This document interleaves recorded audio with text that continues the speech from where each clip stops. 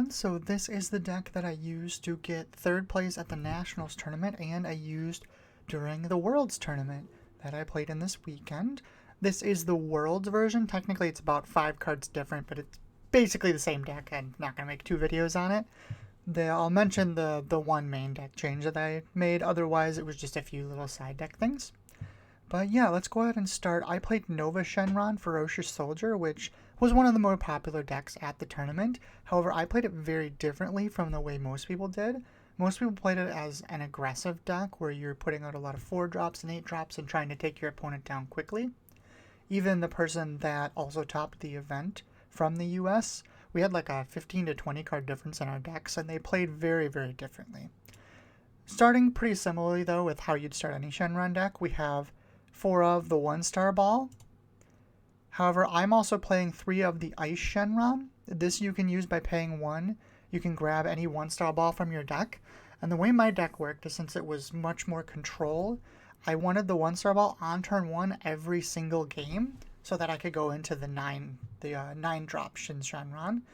Most of the other decks did not play the 9-drop. They just went into the 4-drop with barrier and stopped. They just went into this one right here, this Cold-Hearted Shadow Dragon, and stopped, and then used that to attack with. I, however, was also playing 3 of the Sin Shenron Shadow Dragon Leader. When this card comes into play, you can pick one of your opponent's tapped cards, and it can't attack next turn. This was incredibly good against Vegeta, Red Vegeta in particular, because their leader, usually on the next turn, they didn't have a lot of attacks, and taking their leader out was a really big deal.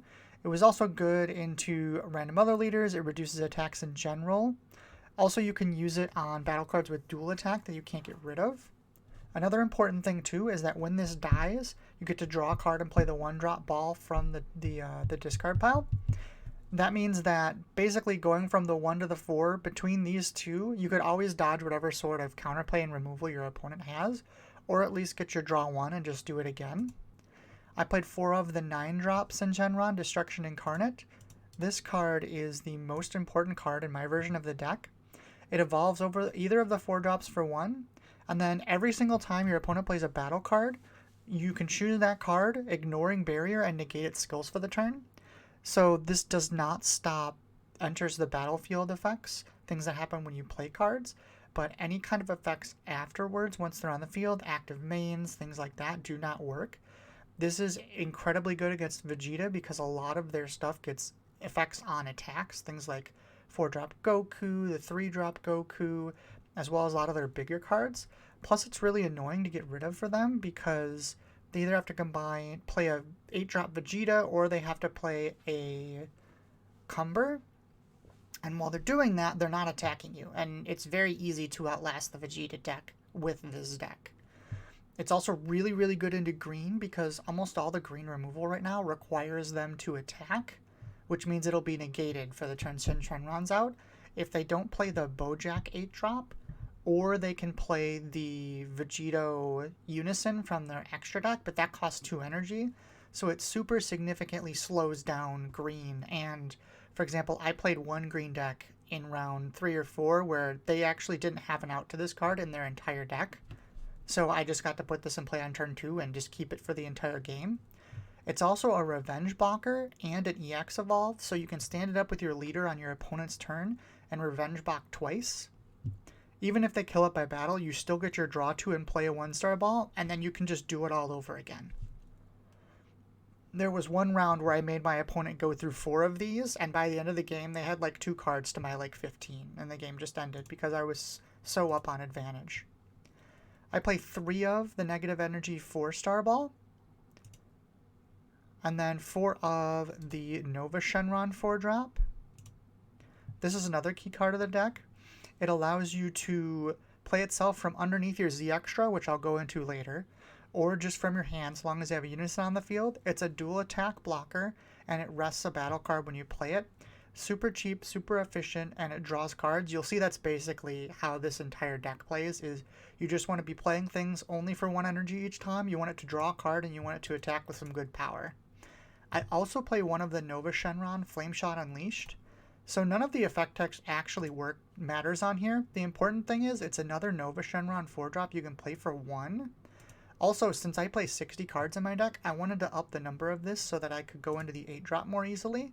But it can make a big deal, because if you're on a later turn, and you play the 4-drop Nova Shenron and your opponent counterplays and kills it, this gives you a secondary one you can then play and go into the 8-drop, since the active battle main on this 4-drop is once per turn. So now you can play 2 Nova Shenrons in one turn without having to go to battle or anything weird like that. That just makes it super easy to hit your 8-drop. This evolves over any Nova Shenron. It's 1 yellow, draw 2 cards. When it attacks, you can KO a battle card, and then if it is in rest mode, it stands up. So it's essentially a 30k dual attacker that KOs a battle card. Very powerful. You draw 2 cards when you play it. It also has EX Evolve, so your leader can burn 2 Z energy to stand it up, which essentially makes it a triple attacker 30k. So between this whole engine right here, you're just going to want to make sure you keep a 9-drop on board, then start playing 4-drops to 8-drops, and your advantage goes crazy, and no one can really keep up with you. I do play 2 Janimba Confrontations. This is a card from the new set.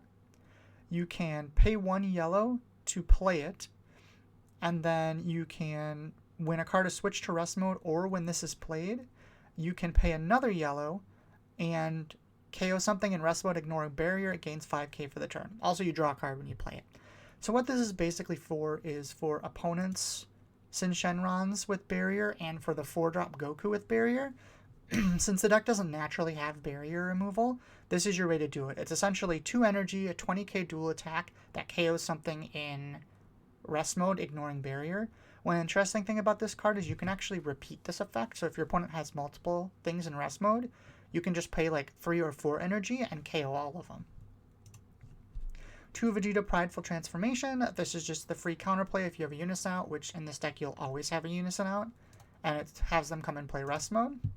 I play 1 Poutine. That's another card I didn't see anyone playing. Basically, when you switch one of your opponent's cards to rest mode, you can play it for free, which we have a ton of ways to do that in this deck. And then the first time they play a counter or a card by a skill, you can switch it to rest, which obviously that's 2 of the things we do most in this game, so it's very strong. I play 3 Haze Shenron Venomous Mist. This was one of the changes from the Nationals version. I was only playing 2. But the card was really good. It's good into pretty much every matchup. It's useful. I won one of my top 8 matches because one of my opponents forgot about it, counted out to 120k, and I just killed it with Haze Shenron. So it's just something you always want to have as an option. Another thing too is there'll be a card later that copies the skills of Shenrons in your discard pile, and this is the way you get double strike off that. 2 Omega Shenron, the Ultimate Shadow Dragon. This is simply 1 cost. When you play it, you draw a card, and you have to warp 7 Shadow Dragons from your discard pile. Super easy to do, and once again, all we're doing is playing big cards and drawing cards and out-advantaging our opponent. A lot of times this is the way we'll kill our opponents because it's triple strike. One thing to note is even though it is unique, the play effect is not once per turn, so you can play it and then successor it away for Vegeta and Gogeta Shenron, or Vegeta and Omega Shenron, there we go. And then you can play a second one. I did that multiple times, because towards the end of the game, it's really easy to have 14 Shenron in your discard pile. Next, 2 Omega Shenron Allies Absorbed. So the way this works is you get rid of a 4 or less Shenron on your board, which usually is one of the balls that you've gotten back. I don't have anything to do. When the 8-drop Nova dies, it brings back a 1-star ball, and I don't have anything to actually do with those because I don't play the 2-drop Nova Shenron. But what you can do is you can remove them to play Omega Shenron. So you'd remove it, play it for 1, draw a card, and then you can copy any Shenron in your discard pile. So things we'll copy Nova Shenron for dual attack, we'll copy Haze Shenron for double strike. One notable thing, if you copy Haze Shenron, it has the X evolve, so you can double strike, stand up with your leader, and double strike again.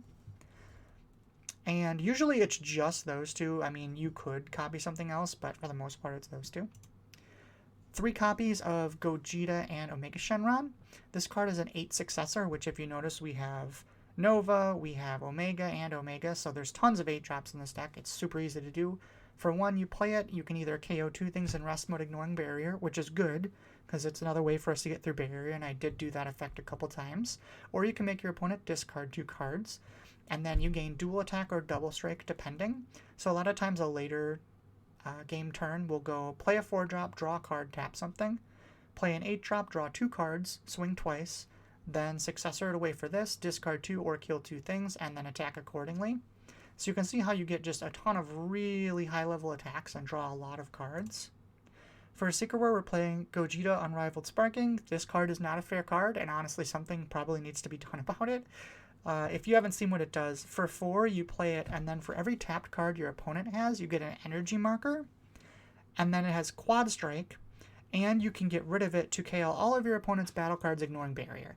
So usually what you do is on turn 4 or 5, you play this, get 7 to 10 energy markers, and then you can do things like play Go to Absolute Annihilation. You can tap your opponent's energy out with the Z Extra, or sometimes it's just a big enough swing where you do that, and then you start attacking, clear your opponent's board, you start playing all these 8-drops, and you don't even need to tap them out. There was one game where I didn't bother tapping out or playing Absolute Annihilation. I took them from 15 cards in hand to 4 by the end of the turn, just because they didn't have a floodgate, and I sent like 25 attacks at them, and there was nothing they could do. One Goku Apps Annihilation. This pairs with the Gogeta. It's part of a combo that essentially just ends the game. You play Gogeta, then you tap 4 for your Z Extra, then you play Absolute Annihilation to lock them out of their free negates, like their blocker negates and things like that. They can't play them anymore, and essentially you just Quad Strike them to death, and there's nothing they can do. I played 4 for my super combo. I played Krillin. The reason I didn't play the Hercule that is like Z energy instead of 4 life requirements is because in this deck I was spending my Z energy a lot on standing up things for extra attacks. And I often didn't have as much, and I didn't want to have to worry about that. 4 of Flying Nimbus. This is your basic floodgate. 3 of Forbidden Power. So one of the big reasons I put this deck together as opposed to other decks is I wanted all of my floodgates to not be battle cards, since so many people are citing ways to stop battle card floodgates right now. I just wanted to play Nimbus. I just want to play Forbidden Power. They're safe. They're guaranteed. I have blockers, so a lot of times those extra attacks don't count for a lot. And I just wanted to be really sure I always had these cards, so I was playing 7 total. I'm also playing Overwhelming Might. I chose this over a lot of the other battle card floodgates because it's a counter play and not a counter attack. The reason this is good is there's certain secret rares like Gogeta and like the green one that taps your energy, I can't remember the name off the hand, where if you don't have a counterplay floodgate, they can just tap you out and you'll die. And I don't have a whole lot of ways to defend myself once I'm tapped out. I do play 2 Freezes Army Reinforcements, so it's not that many. I don't play Time Magic or anything like that. So I really wanted these in play in case I got hit with those secret rares. I would have a way to defend myself. For the Z deck, we're playing 3 of Shenron, Strongest Negative Energy. This is your basic Z extra for the deck. It interacts with 7 Shadow Dragons assembled, where I'm going to show you. This deck's been around for a while, so I'm not going to go super detailed into like the mechanics of how it works. But basically, when you awaken, you put all your balls underneath 7 Shadow Dragons assembled, and then Sin Shenron allows you to combo out of them from under here once per turn. And then your leader draws once per turn when you combo. So that's like your generic draw engine. One thing I will talk about, though, is... Not flip card over. There we go. This extra effect on the bottom here, for 4 yellow energy, you can remove it from the game, choose 2 of your opponent's cards, and switch it on the rest mode. So that's the big combo you want to do with Gogeta. Because if you can get 7 energy, 7 Z energy, you can play this, tap them out with your assembled, and then Absolute Annihilation them. And usually they're just dead. There's not really much they can do about that. It's a lot like the old Purunga Secret Rare combo in U7 Goku. Oh, Purunga. That's the other one that I wanted Vegeta for. 2 Hey Shenron, Great Dragon Quake. This card's really good in the deck. You just play it for 1, and then you get to tap something, and then on attack it taps another thing. So if your opponent's playing a lot of blockers, you can get through with no problem. Also, when you combo from under 7 Shadow Dragons, he lets you put 1 from your drop underneath, which allows you to cycle 4 drops again. It can put 10Ks underneath, which allows you to draw more cards and combo with more powerful combo powers. 1 20x Kaioken. This is just in there for usually like finishing turns if you've burned your 7 Shadow Dragons or something like that. And then just some generic utility cards. Oolong Greed is good. It's just a 1-cost big attacker, especially if you have like your secret around the board. It's just 45 for 1. Kaioken Goku is kind of a safety valve because it's a big removal piece where it can wipe a whole board, and that's something the deck can't actually do normally. And then I played Surmounting the Impossible because I wanted to be able to take a life out of the extra deck. One main way people will try and stop Gogeta is by leaving you at 4 or 5 life, because you can't play it until you're at 3 or less. Omega Shenron can take 1 life, and then Vegeta can take a 2nd life. So you can go from 5 all the way down to 3 if you're on 5 energy, and you can just do your secret rare kind of where your opponent won't see it coming. Also, I only play 2 of these, so having access to go from 4 to 3 in your Z deck is really valuable. So for side deck, I played 2 Mechanical Courage, 1 Frieza Emperor of Universe 7. This is just an alternate way if you know your opponent has battle cards to kind of lock them out at the end of the game with the secret rare. It's really good against Vegeta, Red Vegeta in particular, because a lot of their counters are battle cards, not extra cards. So you can slap this down and they gotta take a life every time they do it. 2 Tyrannical Blow and 2... where is it? Spoilers! There it is. 2 Begrudging Allies. These were to stop floodgates, things of that sort, for between blue and green. Just depends on which deck I'm against, which is better. 2 Motaito. This is in there for green and also has a really good utility into certain secret rares as well. 1 Absolute Annihilation. Against certain... pretty much every time I sided this or Emperor in, depending on which is better with my big combo. 2 Release from Evil. This is really good because it can negate leaders in unisons, which a lot of people don't see coming. It's very good if you can hit Gamma unison with it. Then they can't charge energy from their hand for the turn, things like that. You can really kind of catch people. Also, it's good against double and triple strikers because it ignores barrier and it stops them from untapping. 2 Go Untrusted Ally, just anti-discard, and 1 Survival of the Fittest to help me against blue decks. So yeah, this was the deck I used at Worlds. Technically the Nats deck had 1 more Gogeta and 1 less Haze in the main. And then this side was a little different too. This is a little more tweaked for like the 8-person Worlds event, but side decks always change, so that's not that big of a deal. One thing I did want to talk about is the fact that I'm running 60 cards, which is pretty unusual for a Dragon Ball deck. But the reason I do it like that is, 1, I wanted to make sure that against Zamasu and Cooler and Mill decks, I'd be a little insulated from them. When you awaken and you play your 7 Shadow Dragons assembled, you can just immediately take like 6 to 7 cards out of your deck to put under there. So that lowers the deck count way down, and you're always doing that on turn 2. Against those mill decks, I just wouldn't do that. I'd put 2 or 3 balls underneath, and then you'd have this giant deck they have to churn through. But yeah, this is the deck that I used. Once again, I was super happy that I got the ability to do so well in the tournament, even though Worlds didn't exactly turn out how I wanted. I will be making a more thorough video on the whole experience, the matchups, kind of how the whole 2 days went. But I wanted to script that out and make it all nice and fancy for you guys. But I wanted to get the deck out there because it's a pretty cool deck. I saw no one else playing the 9-drop in the entire tournament the whole time I was there. So it feels really cool to not only do well, but do well with a deck that's something that I made and not a lot of other people were playing. But yeah, let me know in the comments below. Please like, subscribe, and if you have any cool ideas or thoughts on the deck, just let me know. Even a deck that top nationals can always be improved.